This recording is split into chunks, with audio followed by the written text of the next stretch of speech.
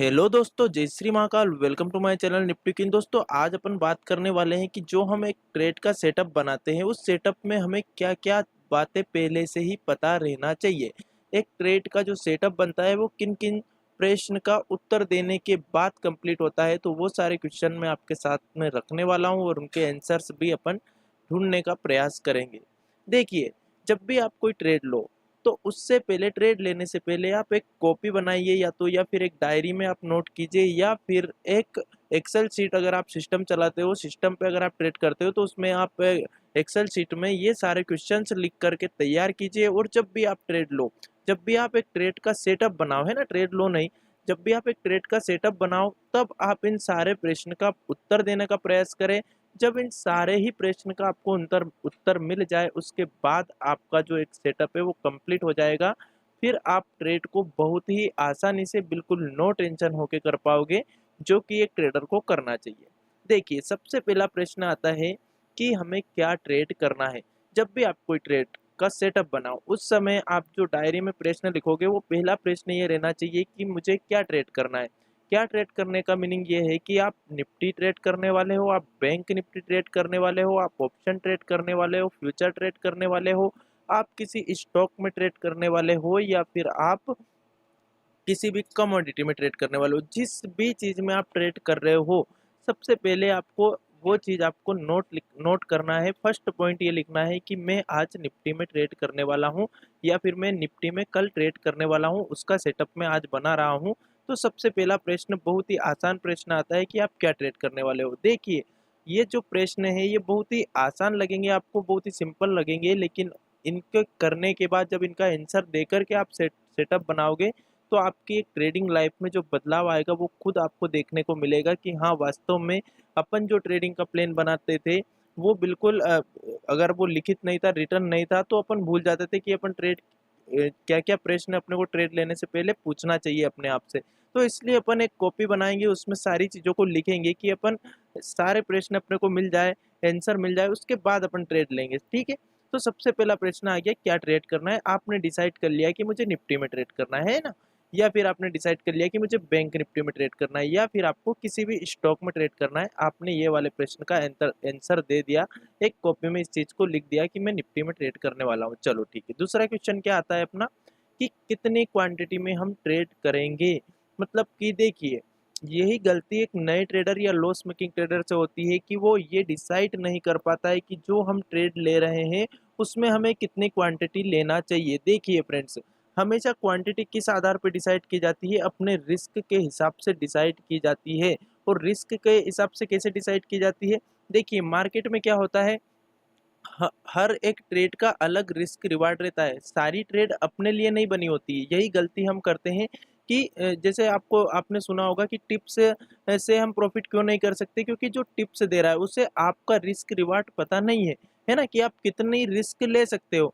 तो आपको ये चीज पहले डिसाइड करना है कि मैं जो ट्रेड लेने वाला हूँ उस वो पॉइंट भी अपना आगे आने वाला है, बट इस वाले में मैं आपको वो बताता हूँ कि जैसे मान लिया जाए आप कोई सी ट्रेड ले रहे हो, ट्रेड में एसएल मार्केट के हिसाब से लगता है ना, चार्ट के हिसाब से लगता है, ना कि अपने हिसाब से। जैसे मान लिया जाए अपन मार्केट इस तरह से चल रहा है, इस तरह से चल रहा है, ये वाला स्विंग बना है मार्केट में, हम यहाँ कहीं पे ट्रेड ले रहे हैं, मान लिया जाए, है ना, इसके ऊपर ट्रेड ले रहे हैं, हमारा एसएल कहाँ पे लग रहा है, ये लग रहा है। अब मान लिया जाए ये पॉइंट यहाँ से इतनी दूर है, यहाँ यहाँ के बीच में 50 पॉइंट का अंतर हो सकता है, इस इन दोनों के बीच में 20 पॉइंट का अंतर हो सकता है, इन दोनों के बीच में मात्र 10 पॉइंट का अंतर भी हो सकता है, कितना भी अंतर हो सकता है, बट जो एसएल लगेगा वो इसके नीचे का ही लगेगा।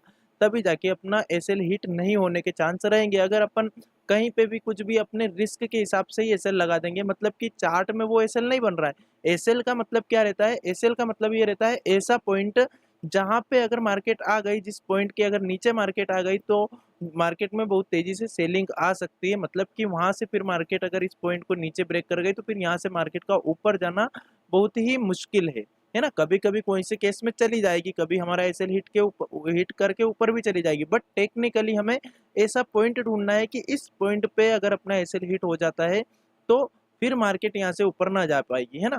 बल्कि बहुत से लोग क्या करते हैं, अपने रिस्क के हिसाब से कहीं पे भी ट्रेड ले लेते हैं, कहीं पे भी ट्रेड ले लेते हैं, जैसे कि ऐसे ऐसे मार्केट चल रही है, उन्होंने ट्रेड ली यहाँ पे। अब मार्केट के पास इतना इतना पॉइंट है कि मार्केट यहाँ तक तो नीचे आ ही सकती है, इतना बड़ा एसएल तो हमें लगाना ही पड़ेगा अगर हम यहाँ पे ट्रेड ले रहे तो इसलिए हमें एसएल मार्केट के हिसाब से डिसाइड करना है, हमें अपने रिस्क के हिसाब से एसएल डिसाइड नहीं करना है। मार्केट क्या एसएल बता रही है, क्या उतना एसएल का रिस्क अपन ले सकते हैं, ये अपन को डिसाइड करना है ना, कि अपन इतना रिस्क ले सकते हैं या नहीं ले सकते। एसएल तो मार्केट के हिसाब से ही लगेगा, हम अपने हिसाब से कहीं पे भी कुछ भी एसएल नहीं लगा सकते। इसीलिए कहते हैं कि सारी ट्रेड अपने लिए नहीं बनी है। कुछ ट्रेड में 50 पॉइंट का एसएल लग रहा है, वो ट्रेड अपने लिए नहीं है, वो किसी और के लिए है, कि जो 50 पॉइंट का एसएल बियर कर सकता है उसके लिए ये ट्रेड है। अगर उसका 50 पॉइंट का एसएल हिट हो जाएगा तो उसको कोई फर्क पड़ने वाला नहीं है। बट अपन इतना बड़ा एसएल नहीं ले सकते, अपन इतनी बड़ी रिस्क नहीं ले सकते, तो अपन इस ट्रेड को अवॉइड करेंगे जिसमें 50 पॉइंट का एसएल लग रहा है। बट इसका मतलब ये नहीं हो गया कि अपन मार्केट कहीं पे भी चल रही तो अपन ट्रेड ले लेंगे चाहे 50 पॉइंट का एसएल लग रहा है, लेकिन अपन तो 20 पॉइंट का एसएल ही लगाएंगे। अगर मार्केट 20 पॉइंट का एसएल का हिट कर देगी तो अपन एग्जिट हो जाएंगे। तो डेफिनेटली मार्केट फिर अपना एसएल हिट करेगी, उसके बाद मार्केट इस वाले एसएल को हिट नहीं करके ऊपर भी जा सकती है। तो अपना जो 20 पॉइंट का एसएल है वो फोकट में चला गया, क्योंकि वो अपन ने मार्केट के रूल के हिसाब से ट्रेड नहीं ली है ना, अपन ने अपने रूल के हिसाब से ट्रेड ले ली। लेकिन हमें मार्केट के रूल के हिसाब से ट्रेड लेना पड़ेगी, मतलब जो मार्केट का रूल है कि उसमें यहाँ पे एसएल लग रहा है तो वही एसएल अपने को डिसाइड करना पड़ेगा, क्या अपन उस एसएल को ले सकते हैं या नहीं ले सकते, ये अपन को पहले आंसर देना है ना। तो कितनी क्वांटिटी पे ट्रेड करना है ये अपन को एसएल को देख के डिसाइड करना है, कि अगर 20 पॉइंट का एसएल हम बियर कर सकते हैं एक लॉट में तो अपन यहाँ पे एक ही लॉट का ट्रेड लेंगे। अगर मान लिया जाए कहीं पे 10 पॉइंट का ही एसएल बन रहा है, मार्केट हमारे एसएल के बहुत पास में है, तो अपन यहाँ पे 2 लॉट में ट्रेड ले लेंगे। और मान लिया जाए हमारा केवल 5 पॉइंट का एसएल बन रहा है तो अपन 3 लॉट में ट्रेड ले लेंगे। इस तरह से जहाँ पे अपना कम रिस्क होता जा रहा है, जहाँ पे अपना स्टॉप लॉस छोटा होता जा रहा है, वहां पे अपने को क्वांटिटी बढ़ाना है। जहाँ पे अपना स्टॉप लॉस बड़ा बन रहा है वहां पे अपने को क्वांटिटी कम करना है, मतलब कि अपन कितने पैसों का रिस्क ले सकते हैं उसके हिसाब से अपने को क्वांटिटी डिसाइड करना है। ठीक है, तो आपको दूसरा आंसर क्या देना है कि मैं कितनी क्वांटिटी में ट्रेड करूंगा। ठीक है, चलो अगला क्वेश्चन क्या आना चाहिए। तीसरा क्वेश्चन अपनी डायरी में लिखा हुआ रहना चाहिए कि अपन जो ट्रेड कर रहे हैं वो क्यों कर रहे हैं ना। सबसे इंपॉर्टेंट प्रश्न है ये, क्यों ट्रेड कर रहे हैं अपन, है ना। मार्केट में क्या कोई न्यूज है इस कारण से अपन ट्रेड कर रहे हैं, या फिर मार्केट में कुछ टेक्निकली ब्रेकआउट होने वाला है इसलिए अपन ट्रेड कर रहे हैं, या फिर मार्केट एक बहुत अच्छे सपोर्ट पे है इसलिए अपन ट्रेड ले रहे हैं। ये आंसर आपको इम्पोर्टेंट है, ये देना ही है, इसके बाद ही आपको ट्रेड करना है। क्योंकि जैसे ही आप ये चीज ढूंढोगे, जब आप रीजन ढूंढोगे कि अपन क्यों ट्रेड कर रहे हैं, तो आपको सीधे से एसएल मिल जाएगा, स्टॉप लॉस मिल जाएगा। अगर आप न्यूज बेस्ड पे ट्रेड करोगे तो फिर आप कोई न्यूज बेस्ड पे अगर आप ट्रेड कर रहे हो तो फिर तो आपको एसएल ढूंढ ही नहीं सकते, क्योंकि एसएल तो आपको चार्ट के हिसाब से ही ढूंढना पड़ेगा। मान लिया जाए आपके पास एक पॉजिटिव न्यूज है कि मार्केट ऊपर जाने वाली है, तो मार्केट को दिखाने दो उस चीज का कि हाँ क्या इस न्यूज का इम्पेक्ट मार्केट पे हो रहा है। मान लिया जाए अपन को लग रहा है कि न्यूज अच्छी है लेकिन मार्केट को वो नहीं लग रहा है, तो अपन को चार्ट को देख के ये डिसाइड करना है कि मार्केट में क्या इस न्यूज का पॉजिटिव इम्पैक्ट हो रहा है। अगर हो रहा है और अपन न्यूज के कारण ट्रेड ले रहे हैं तो भी अपने को चार्ट को देख के ही ट्रेड लेना पड़ेगा कि हाँ मार्केट में ये एक रेसिस्टेंस है, न्यूज पॉजिटिव है। अगर मार्केट पे इस न्यूज का असर पॉजिटिव होगा तो इस रेसिस्टेंस को मार्केट ब्रेक कर जाएगी, तो मैं ट्रेड ले लूंगा। मतलब कि आप क्यों ट्रेड ले रहे हो, क्योंकि मार्केट में एक पॉजिटिव न्यूज है और उसके बाद मार्केट चार्ट पे दिखा रही है कि हाँ इस न्यूज का असर मार्केट पे पॉजिटिव हो रहा है, यहाँ से मार्केट ने ब्रेकआउट दिया है, इस कारण से मैं कॉल की पोजीशन ले रहा हूँ। मार्केट ने इस लेवल का ब्रेक डाउन दिया है, इस कारण से मैं पुट की पोजीशन ले रहा हूँ। और जब इस प्रश्न का आप आंसर आपकी बुक में लिख लोगे, आपकी डायरी में लिख लोगे, तो सीधी सी बात है कि जैसे ही आपका रीजन खत्म हुआ, मान लीजिए आपने ये वाली एक लाइन खींच रखी थी कि मैं इसके नीचे पुट की पोजीशन ले रहा हूँ, जैसे ही मार्केट इस आपने पुट की पोजीशन ली, जैसे ही इसके ऊपर निकलेगी आप अपनी बुक को चेक करोगे कि मैंने ट्रेड क्यों ली थी। बहुत बार क्या है कि अपन ट्रेड ले तो लेते हैं लेकिन अपन भूल जाते हैं कि अपन ने ट्रेड क्यों ली, अपन उसके पीछे ही पड़ जाते हैं। फिर जैसे ही पुट की पोजीशन ली, मार्केट चाहे अपने विपरीत चलती जाती चलती जाती चलती जाती, अपन उसको एवरेजिंग करते जाते हैं, अपन उसका रीजन ही भूल गए कि अपन ने ट्रेड क्यों ली थी। मार्केट ने तो उस रीजन की रिस्पेक्ट की नहीं, जो अपन सोच रहे थे उसके तो उसने रिस्पेक्ट की नहीं, मार्केट उसके नीचे गई फिर से ऊपर आ गई। तो फिर हम क्यों रिस्पेक्ट कर रहे हैं, हम क्यों मार्केट में एवरेजिंग कर रहे हैं, हमें तो उस समय तुरंत निकलना है। तो इसलिए अपन को इस चीज का पहले आंसर देना है कि अपन क्यों ट्रेड कर रहे हैं, वो रीजन अपने को पहले लिख लेना है कि मार्केट में इस लेवल पे एक अच्छा रेजिस्टेंस है, इसके ऊपर मार्केट निकल रही है इस कारण से मैं ट्रेड ले रहा हूँ, या फिर मार्केट में एक सपोर्ट है इसके नीचे मार्केट निकल रही है इसलिए मैं ट्रेड ले रहा हूँ, मार्केट में एक सपोर्ट है इसके ऊपर मैं ट्रेड ले रहा हूँ। जो भी रीजन हो आपका, जो भी रीजन हो, उस रीजन को आपको कॉपी में लिखना है ना। अगला प्रश्न करते हैं। अगला प्रश्न अपना क्या आना चाहिए, अगला प्रश्न आना चाहिए कि जो हम ट्रेड ले रहे हैं वो इंट्राडे के लिए है या पोजिशनल है। सबसे बड़ी गलती एक जो रिटेल ट्रेडर है या फिर एक नया ट्रेडर है वो यही करता है फ्रेंड्स, कि ट्रेड तो वो लेता है इंट्राडे के लिए, है ना, वो इंट्राडे के लिए ट्रेड लेता है।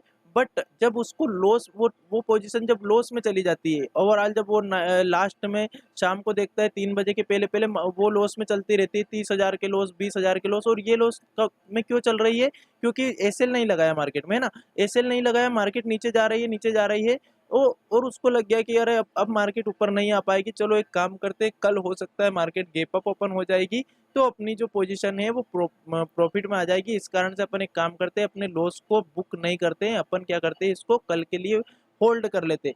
जबकि आपने वो ट्रेड क्यों ली थी? इंट्राडे के लिए ली थी, फिर भी आप उसको पोजिशनल ट्रेड के लिए रोक रहे हो, तो बिल्कुल गलत है। अगर आपने कोई सी ट्रेड इंट्राडे के लिए ही ली है तो आपको उसे इंट्राडे में ही क्लोज करना है, चाहे वो कितना ही लॉस दिखा रही हो, चाहे वो कितना ही प्रॉफिट दिखा रही हो, बट उसको आपको ओवरनाइट पोजीशन को होल्ड नहीं करना है। अगर आपने ये पहले से नहीं सोचा है तो, है ना, अगर आपने यही सोच के लिए कि नहीं मैं पोजिशनल ट्रेड ले रहा हूँ और पोजिशनल ट्रेड में मेरा ये वाला एसएल है, अगर मार्केट ने उस एसएल को दिन में नहीं किया हिट तो आप उस पोजीशन को होल्ड कर सकते हो, क्योंकि ये आपने पहले से ही मन बना लिया है।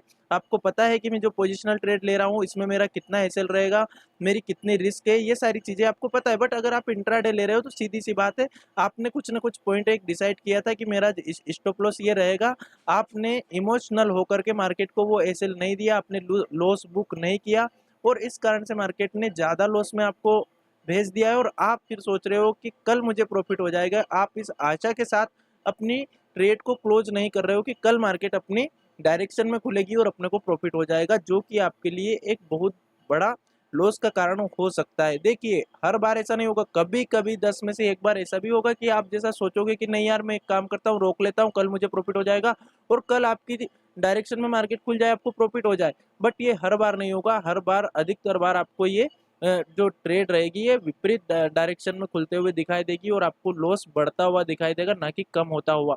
तो इसका मैं उपाय सबसे आसान आपको बता देता हूँ। अगर आपको ट्रेड में इमोशनली हो जाते हो, आपका कंट्रोल नहीं रहता है, लास्ट में आप ट्रेड को लॉस को बुक नहीं कर पाते हो, तो सबसे अच्छा तरीका ये है कि अगर आप इंट्राडे के लिए ट्रेड ले रहे हो तो आप अपने सिस्टम में ही उसको इंट्राडे में ही बाय करें, ताकि वो पोजीशन अगर आप नहीं भी काट पाओ तो डे के एंड में अपने आप ही ब्रोकर ही अपना उसको सिक्योर ऑफ कर दे। ठीक है, तो इसलिए आप जब भी ट्रेड ले ये सोच समझ के लिए कि अपन इस ट्रेड को इंट्राडे के लिए ले रहे हैं या पोजिशनल। तो इस कारण से जो चौथा प्रश्न आता है अपना वो ये आता है कि जो आप ट्रेड ले रहे हो वो इंट्राडे ले रहे हो या पोजिशनल ले रहे हो। इस चीज का आंसर आप पहले ही अपनी बुक में लिखे कि मैं इसलिए ले रहा हूँ, मैं इंट्राडे के लिए ले रहा हूँ या मैं पोजिशनल ले रहा हूँ। ठीक है, उसके बाद फिर उस रूल को फॉलो करें, क्योंकि आपने जो ये प्रश्न का आंसर दिया है, जो आपने इस क्वेश्चन का आंसर दिया है, ये बिल्कुल नो इमोशनल होकर के दिया है।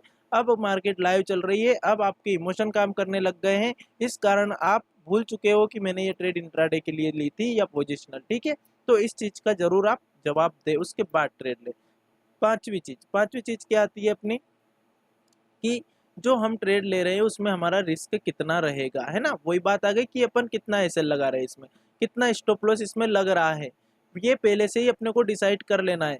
क्योंकि जब फिर मान लिया जाए हमारा लॉस होगा तो फिर अपन अगर बड़ा लॉस हो गया तो अपन उसको एक्सेप्ट नहीं कर पाएंगे, इसलिए पहले ही अपने को ये डिसाइड कर लेना है कि जो मैं ट्रेड ले रहा हूँ मेरा इसमें 2,000 रुपये का रिस्क है, इससे ज़्यादा का रिस्क मैं नहीं लूंगा। अगर मार्केट 2,000 का लॉस कर देती है तो मैं यहाँ पे एग्जिट हो जाऊंगा। और ये 2,000 का जो रिस्क है ये चार्ट के हिसाब से बन रहा है, मतलब जो मैं एसएल लगा रहा हूँ। देखिए बहुत सारों की शिकायत रहती है कि जब भी मार्केट में मैं ट्रेड लेता हूँ मेरा स्टॉप लॉस हिट हो जाता है। उसका कारण सिर्फ ये है कि आप स्टॉप लॉस अपनी मर्जी से लगा रहे हो, आप चार्ट को देख के एसएल नहीं लगा रहे हो, आप सिर्फ एक ट्रेड ले रहे हो, बिना किसी रीजन के ट्रेड ले रहे हो, और आप उसमें अपनी मर्जी से एक एसएल डिसाइड कर रहे हो कि मैं 20 पॉइंट का एसएल रखूंगा। मार्केट को उस 20 पॉइंट से कोई मतलब नहीं है, मार्केट को अपने पॉइंट से मतलब है कि मैं जब तक इस पॉइंट को ब्रेक नहीं करूंगी मुझ में कोई डाउनफॉल नहीं आएगा। लेकिन आपने ट्रेड गलत जगह पे लिए, आपने एसएल गलत जगह पे लगाया, आपका एसएल हिट कर देगी मार्केट, यहीं से फिर रिवर्सल ले जाएगी, आपको ऐसा लगेगा कि मेरा एसएल हिट करवाने मार्केट आएगी। बट मार्केट ऐसा नहीं करती, मार्केट कोई पर्सनली आपकी मार्केट से मार्केट की आपसे कोई दुश्मनी नहीं है, मार्केट आपका एसएल करवाने नहीं आती, मार्केट तो अपना जो काम है वो करती है। ठीक है। अब अपने को कैसे काम करना है ये अपन को डिसाइड करना है, अपने को मार्केट के हिसाब से काम करना है, ठीक है।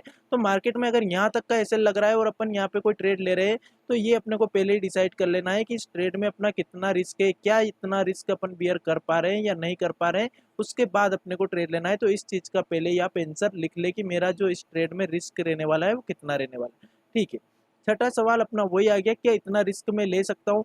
जो रिस्क अपन ने अभी देखा कि कितना रिस्क होने वाला है इस ट्रेड में, अपन को पता चल गया कि इतना रिस्क है इसमें, क्या इतना रिस्क अपन ले सकते हैं, ठीक है। क्यों? क्योंकि मान लिया जाए पॉइंट यहाँ पे अपन कॉल की पोजीशन ले रहे हैं, अपना एसएल इतना बड़ा बन रहा है, मार्केट का एक स्विंग लास्ट वाला यहाँ पे आ रहा है और अपन यहाँ पे ट्रेड ले रहे हैं, क्या इतना बड़ा एसएल अपन ले सकते हैं? अगर ले सकते हैं तो ही ट्रेड ले, क्योंकि बिल्कुल जब भी आप ट्रेड ले तो ये पहले ही सोच ले कि अपना एसएल अगर होगा तो इतना अपना लॉस होना ही है, और इस लॉस को पहले ही एक्सेप्ट कर ले कि अगर मेरा प्रॉफिट नहीं हुआ तो मेरा लॉस तो होना ही है फिर, है ना। तो इस चीज को पहले ही डिसाइड कर ले, पहले ही सोच ले कि इतना लॉस तो हो चुका है अपने को, उसके बाद ही ट्रेड ले। तो उससे क्या होगा, लॉस लेने में अपने को दिक्कत नहीं आएगी कि ठीक है मैंने ये पहले ही डिसाइड कर लिया था कि अगर मार्केट मेरे विपरीत चलेगी तो मैं यहाँ पे निकल जाऊंगा, मेरा इतना रिस्क है और इतना मैं रिस्क ले सकता हूँ, इस कारण से मैं ये ट्रेड ले रहा हूँ। तो ये वाले क्वेश्चन का जवाब जरूर डायरी में नोट करें, ठीक है। सातवां सवाल अपना क्या आता है ये भी देख लेते हैं अपन। चलो, क्या इस ट्रेड में रिस्क रिवार्ड अच्छा है। देखिए ट्रेड तो आप ले रहे हो, ट्रेड आपको रिस्क तो पता चल गया कि मेरा रिस्क 50 पॉइंट का है या फिर 20 पॉइंट का है या फिर 10 पॉइंट का है, आप इतना रिस्क ले पा रहे हो, ये भी ठीक है। लेकिन आपको इसके बदले में रिवार्ड कितना मिल रहा है, यहाँ पे आपको रिवार्ड भी देखना है। अगर मान लिया जाए आप 50 पॉइंट का एसएल लगा रहे हो और 50 पॉइंट का ही आपको टारगेट मिल रहा है, टारगेट भी कैसे डिसाइड करोगे, आप चार्ट को देखकर, आप अपनी मर्जी से मार्केट पे थोपोगे नहीं कि मैं 20 पॉइंट का एसएल लगा रहा हूँ तो मुझे 100 पॉइंट ही चाहिए, ऐसा जरूरी नहीं है। कोई सी ट्रेड 1:2 की भी रहेगी जहाँ पे आपको 20 पॉइंट का एसएल लग रहा है और टारगेट भी 20 पॉइंट का मिल रहा है, ये एक अच्छा रिस्क रिवार्ड नहीं माना जा सकता है। क्योंकि अगर आपकी 5 ट्रेड सही चली गई, 5 ट्रेड गलत चली गई तो आप जीरो हो जाओगे, नो प्रॉफिट नो लॉस में रहोगे, लेकिन ब्रोकरेज के पैसे आपके लग जाएंगे। इस कारण आपको कम से कम 1:3 की ट्रेड तो देखना ही है, तब जाके आपको आप कह सकते हो कि हाँ इसमें एक रिस्क रिवार्ड अच्छा है। मतलब कैसे, जैसे ये एक चार्ट बना हुआ है, चार्ट में एक ये रेजिस्टेंस आ रहा है और ये एक सपोर्ट आ रहा है, आप यहाँ पे कॉल की पोजीशन बाय कर रहे हो, आपका रिस्क हो गया यहाँ पे 20 पॉइंट का और आपका जो टारगेट हो गया वो यहाँ पे हो गया आपका 60 पॉइंट से ज़्यादा का, तो आप इस ट्रेड को लोगे। अगर ऐसा नहीं बन रहा है मार्केट में, मान लिया जाए यहीं पे रेसिस्टेंस आ रहा है और यहाँ पे सपोर्ट आ रहा है, तो 20 पॉइंट का आपका एसएल हो गया, 20 पॉइंट का आपका टारगेट हो गया, तो फिर आप यहाँ पे ट्रेड नहीं लोगे। जब भी आप ट्रेड लो तो पहले सपोर्ट देखना है और ऊपर रेसिस्टेंस देखना है, क्या दोनों के बीच में इतना अंतर है कि मेरा जो सपोर्ट है वो मेरे पास में है, मेरे 20 पॉइंट के पास में सपोर्ट है और यहाँ से 80 पॉइंट दूर मेरा टारगेट है, मतलब कि जो रेसिस्टेंस है वो 80 पॉइंट दूर है, यहाँ पे मैं ट्रेड ले रहा हूँ, मेरा 20 पॉइंट का एसएल लग रहा है, मेरा 60 पॉइंट का टारगेट बन रहा है, ये मेरी ट्रेड बहुत अच्छी है। अगर एसएल हिट नहीं हुआ तो मुझे 60 पॉइंट का प्रॉफिट होगा और अगर एसएल हिट होगा तो मुझे 20 पॉइंट का एसएल होगा, ठीक है। तो इस चीज का जरूर जवाब दे, क्या इस ट्रेड में रिस्क रिवार्ड अच्छा है, अगर रिस्क रिवार्ड अच्छा है तो ही वो ट्रेड करे, नहीं तो फिर उस ट्रेड को अवॉइड कर दे, ठीक है। उसके बाद लास्ट और सबसे इम्पोर्टेंट प्रश्न आता है, क्या यह ट्रेड जो हम ले रहे हैं ये प्राइमरी मार्केट जो प्राइमरी ट्रेंड है मार्केट का उस ट्रेंड के विपरीत है ये ट्रेड, या फिर उस डायरेक्शन में अपन ट्रेड ले रहे हैं। मतलब जैसे मार्केट चल रहा है, प्राइमरी ट्रेंड किसको बोलेंगे अपन, जो लॉन्ग टाइम फ्रेम पे मार्केट चल रही है। जैसे अभी की मार्केट अगर अपन देखेंगे वीकली टाइम फ्रेम पे अपने को डाउन ट्रेंड में दिखाई दे रही है, ये इसका प्राइमरी ट्रेंड हो गया। और अगर अपन मंथली पे देखेंगे तो कोई डाउन ट्रेंड नहीं है, मार्केट में बहुत अच्छी बाइंग एक साल से चल रही थी, तो एक रिट्रेसमेंट आ रहा है। बट अगर अपन शॉर्ट टर्म इंट्राडे के लिए ट्रेड ले रहे हैं तो कम से कम अपन एक मार्केट का शॉर्ट टर्म का टर्न वो देखेंगे, डायरेक्शन की मार्केट कौन सा डायरेक्शन में चल रही है, डाउन ट्रेंड में चल रही है, अप ट्रेंड में चल रही है या कौन सा ट्रेंड में। तो जो हम ट्रेड ले रहे हैं क्या वो अपन प्राइमरी ट्रेंड की दिशा में ले रहे हैं, यानी कि मार्केट डाउन ट्रेंड में और हम जो ट्रेड ले रहे हैं वो पुट की ले रहे हैं, तो इसमें आपको प्रॉफिट होने के चांस ज़्यादा रहेंगे, क्योंकि मार्केट अभी डाउन ट्रेंड में। जब मार्केट अप ट्रेंड में चलती रहेगी तो आपको कॉल की पोजीशन लेने में ज़्यादा फायदा रहेगा, क्योंकि मार्केट अप ट्रेंड में। ऐसे ही अगर 5 मिनट के चार्ट पे आपको लोअर लो हायर लो और हायर हाई लगते हुए दिखाई दे रहे हैं, तो आपका जो ट्रेंड हो गया अप ट्रेंड हो गया, तो यहाँ पे आप सी की पोजीशन लोगे तो ज़्यादा प्रॉफिटेबल रहोगे। और अगर डाउन ट्रेंड में मार्केट है तो यहाँ पे पी की पोजीशन में ज़्यादा फायदा रहेगा। तो इस चीज़ को जरूर ध्यान दें, क्या प्राइमरी ट्रेंड के डायरेक्शन में अपन ट्रेड ले रहे हैं। अगर लॉन्ग टर्म में मार्केट डाउन ट्रेंड में है और अपन भी पी की पोजीशन में बैठ रहे हैं तो यहाँ पे अपनी ट्रेड अच्छी बन सकती है, यहाँ पे अपना प्रॉफिट होने के चांस ज़्यादा है, क्योंकि जो बिग प्लेयर्स हैं, जो बड़े प्रोफेशनल ट्रेडर हैं, वो ट्रेड ट्रेंड जो मार्केट का ट्रेंड रहता है उसकी दिशा में ट्रेड लेना ज़्यादा बेटर समझते हैं। यानी कि जो भी मार्केट में एक अप मूवमेंट आता है वो उसको सेलिंग की अपॉर्चुनिटी समझते हैं और जो भी अप आता है उस पर वो सेल करने की कोशिश करते हैं, ठीक है। और अपन रिटेल ट्रेडर किस चीज़ में फंस जाते हैं कि मार्केट का बॉटम ढूंढने में रह जाते हैं अपन की मार्केट नीचे आ रही यहाँ से ऊपर जाने लगी, चलो मार्केट का एक बॉटम बन गया। जबकि ये एक मार्केट का रूल है कि अगर मार्केट नीचे आ रही तो एक रिट्रेसमेंट देगी फिर नीचे आएगी, फिर रिट्रेसमेंट देगी फिर नीचे आएगी। इस तरह से मार्केट नीचे आएगी, कभी भी मार्केट ऐसे ऐसे करके नीचे नहीं आ जाएगी। तो अगर मार्केट को ऊपर जाना होगा तो वो कम से कम एक बॉटम बना के जाएगी, ऐसे नहीं चली जाएगी मार्केट ऐसे आई और ऐसे चली गई। और अगर ऐसे जाती भी है तो जाने दो, जब ऊपर इसको ब्रेक करेगी तब अपन कॉल की पोजीशन ले लेंगे। लेकिन अपन पहले से ही बॉटम नहीं ढूंढेंगे कि मार्केट यहाँ से आई और यहाँ जाने लगी तो अपन यही कॉल की पोजीशन ले लें। अपन मार्केट में देखेंगे कि क्या ऐसा प्राइस एक्शन मार्केट बना रही है, डबल बॉटम मार्केट में बन रहा है या ट्रिपल बॉटम मार्केट में बन रहा है, इस तरह का बनते हुए मार्केट अपने हाई को ब्रेक कर रही तो अपन कॉल की पोजीशन लेंगे। नहीं तो अपन ज़्यादा करके प्राइमरी ट्रेंड में अगर ट्रेड करेंगे तो ज़्यादा बेटर रहेगा बजाय विपरीत ट्रेंड में ट्रेड करने से, है ना। तो अगर इंट्राडे में अगर अपन विपरीत ट्रेड में भी बैठ गए, विपरीत ट्रेंड में भी बैठ गए मार्केट के, तो ज़्यादा नुकसान नहीं होगा। लेकिन अगर अपन पोजिशनली बैठ गए विपरीत ट्रेंड में, जैसे मार्केट डाउन ट्रेंड में और अपन ने पोजिशनली कॉल की पोजीशन ले ली, तो उसमें अपने लॉस होने के बहुत ज़्यादा चांस हो जाएंगे, क्योंकि मार्केट में कहीं से भी सेलिंग आ सकती है। मार्केट आज पॉजिटिव में बंद हुई है लेकिन कल ही डाउन ट्रेंड में यानी कि गैप डाउन ओपन हो सकती है, तो अपनी जो पोजीशन है वो जीरो भी हो सकती है, बहुत बड़ा लॉस भी हो सकता है अगर अपन ऑप्शन ट्रेडिंग कर रहे हैं तो। ठीक है फ्रेंड्स, तो जितने भी ये प्रश्न है ये बहुत ज़्यादा इंपॉर्टेंट है। जब भी आप ट्रेड लें इन सबका आंसर लिखे उसके बाद ट्रेड लें। जब आप इस तरह की ट्रेड करोगे तो आप बिल्कुल इमोशनल लेस ट्रेड कर रहे होंगे, तो आपको ना तो ट्रेड लेने में ज़्यादा दिक्कत आएगी, ना ही आपको लॉस बुक करने में ज़्यादा दिक्कत आएगी, ना ही आपको प्रॉफिट बुक करने में प्रॉब्लम होगी, और आप बहुत ही आसानी से नो टेंशन वाली ट्रेड कर पाओगे। तो thank you so much friends, आज का वीडियो इतना ही रखते हैं। अगली वीडियो अपन टेक्निकल पे लेकर आएंगे। बहुत से लोग बोल रहे हैं कि सर कैंडल स्टिक पे एक वीडियो बना दीजिए, तो मैं कैंडल स्टिक पे अभी एक वीडियो बनाने वाला हूँ। उसके बाद अपन ऑप्शन चेन पे वीडियो बनाएंगे। सारी वीडियो में धीरे धीरे करके बनाऊंगा, बिल्कुल भी आप टेंशन नहीं ले। जितने भी मेरे साथ जुड़े हुए हैं टोटल सारी लर्निंग में इस चैनल पे दूंगा, है ना। लेकिन थोड़ा सा टाइम लगेगा, शांति रखिए, आराम आराम से सीखिए, मार्केट को धीरे धीरे सीखिए, धीरे धीरे सारी चीज़ें समझ में आती है। एक ही दिन में अपन पूरा मार्केट को नहीं सीख सकते, है ना। तो thank you so much friends, अगर वीडियो पसंद आए तो वीडियो को लाइक कीजिएगा एंड चैनल को सब्सक्राइब कीजिएगा।